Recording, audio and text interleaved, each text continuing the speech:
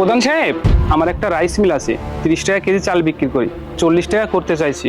কেন? 30 টাকা কেজি বিক্রি করলে আমার লস হয়ে যাচ্ছে। সামনে ইলেকশন, 1 টাকাও দাম বাড়ানো যাবে না। 40 টাকা নয়, কাল থেকে তুমি 100 টাকা কেজি ধরে চাল বিক্রি করবে। প্রধান সাহেব, পাবলিক আমাদের উপর খুব রেগে যাবে, প্লিজ এখন ইলেকশনের আগে এটা করবেন না।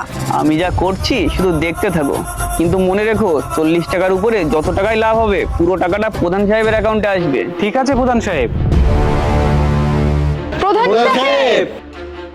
প্রধান সাহেব 30 টাকা কেজি চাল ছিল, এখন 100 টাকা কেজি বিক্রি করছে, আমরা কিভাবে কিনবো? হ্যাঁ প্রধান সাহেব, চালের দাম অনেক বেড়ে গিয়েছে। আমরা সবাই তো না খেয়ে মারা যাবো।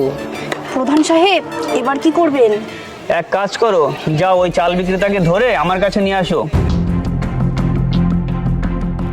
প্রধান সাহেব, কি ব্যাপার, তুই নাকি চালের দাম বাড়িয়েছিস? তুই কি আমার জনগণকে না খাইয়ে মারবি? শোন, পরিষ্কার করে কান খুলে শুনে রাখ, কাল থেকে চাল অর্ধেক দামে বিক্রি করবি, মানে 50 টাকা করে।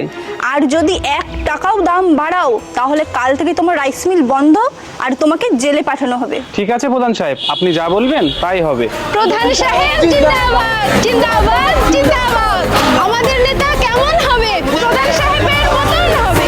বাহ প্রধান সাহেব, আজ থেকে আপনার প্রত্যেক কেজি চালে 10 টাকা করে কমিশন শুরু হয়ে গেল। দেখলে তো, জনগণও খুশি, চাল বিক্রেতাও খুশি, আর এবার ইলেকশনে আমার জিত পাক্কা।